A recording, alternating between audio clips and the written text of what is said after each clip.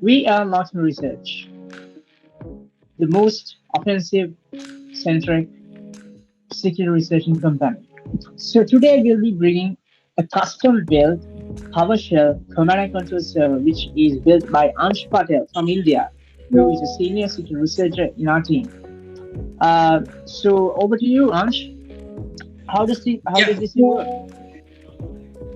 So this is MMR3, our custom-made C2, which Yeah. totally exists in memory, doesn't drop any single file in the machine, Okay.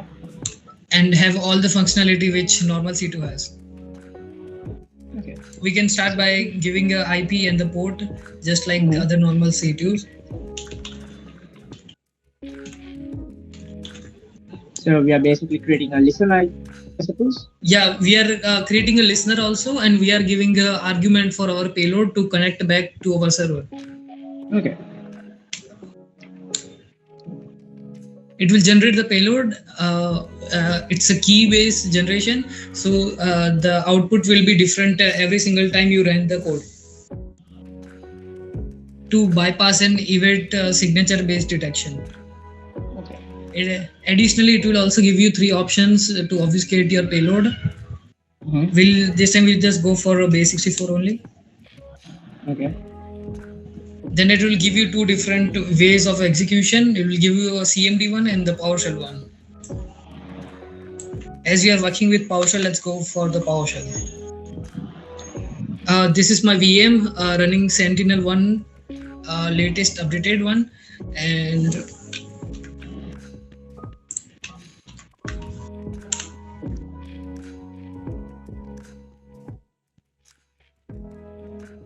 as you can see, I have just received the beacon.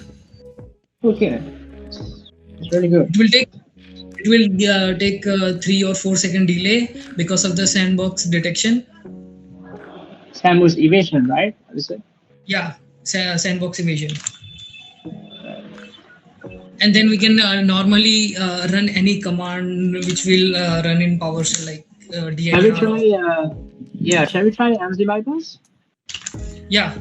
So to execute the module, you just type the module name and it will do itself. See, you can see the AMSI has been bypassed it, and we have a greeted with the true. Okay. Now we can Right. do any such kind of post exploitation or privilege escalation if we want. Let's just want our basic system info. Just type info and it will give you all the information. As you said, this command and control server works in memory, right? Yes. So even though you run any post exploitation tools, it doesn't detect. Am I right? No, even the post exploitation tools are going to be executed in memory only. Nothing will be going to drop on file. Cool. Can we run seatbelt just to see how it works? Yeah. So seatbelt, it's the capital one, the S and B. It's like short form of seatbelt. Mm-hmm. So this will invoke a PowerShell version of seatbelt in memory, and we can take a use of that with this command, Okay. as you can see. So even though it's run, can we just go and check the EDI for any detections? Yeah, Wow. So even though you run any post exploitation tools or anything, it just doesn't get detected, right? yeah, That's cool. and this both are the previous bypassing in my testing. So this is very Yeah, go on. uh, Sorry.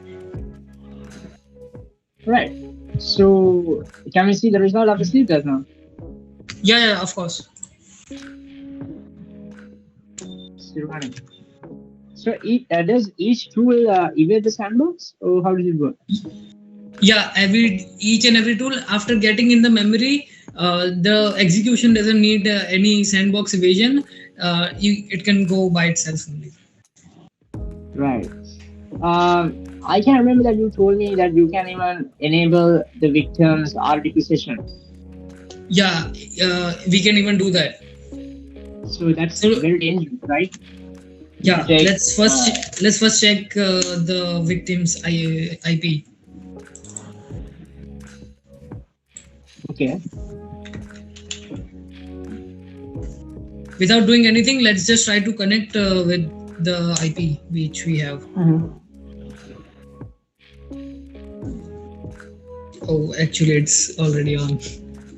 But I can show you by stopping that. Mhm.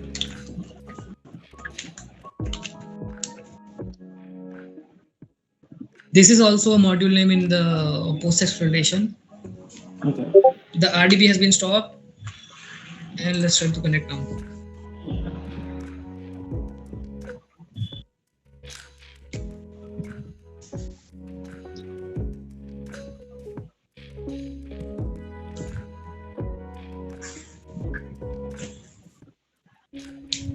See, it's not letting me connect. Okay. Let's try starting the RDP.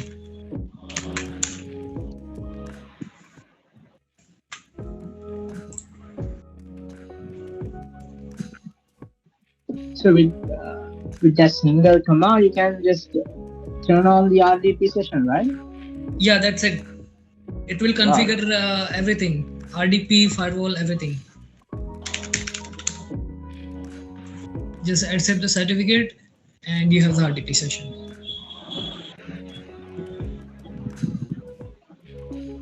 So even if you are in a red team engagement, it's very easy to get a RDP session, right? So I just Yeah, starting this email. you can just start RDP, and when you are done with your session, you can just type a stop RDP, and there is no trace of your RDP session. As you can Cool. see, I have totally RDP on the connection. Nothing has detected. So that's really great on our side. Yeah. Even I can run Mimikatz on the machine without even getting detected. Because it's in everything is in memory operations, right? Yeah, everything is in memory, and additionally to evade Mimikatz, so it doesn't get detected in further, like in memory detection, I have also implemented some memory sleep obfuscation in Mimikatz. So this will take a bit. Okay.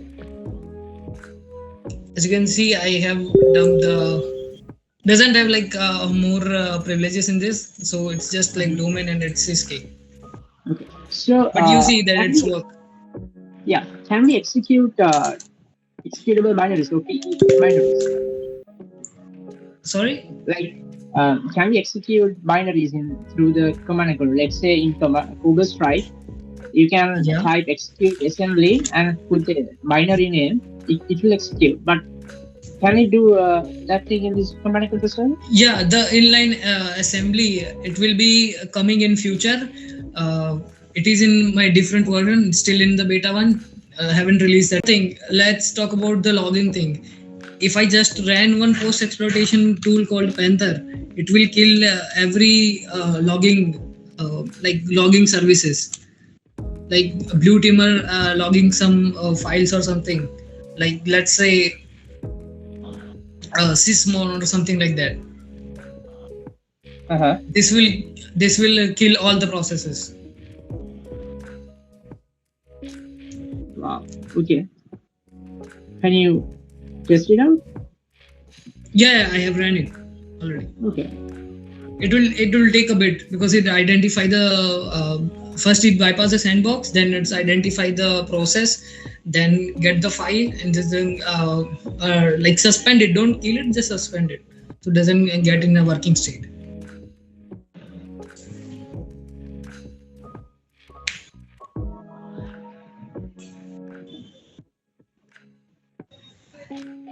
It's taking a bit, I don't know. Usually this do take some time because I have implemented some more different logging system than the default Windows one.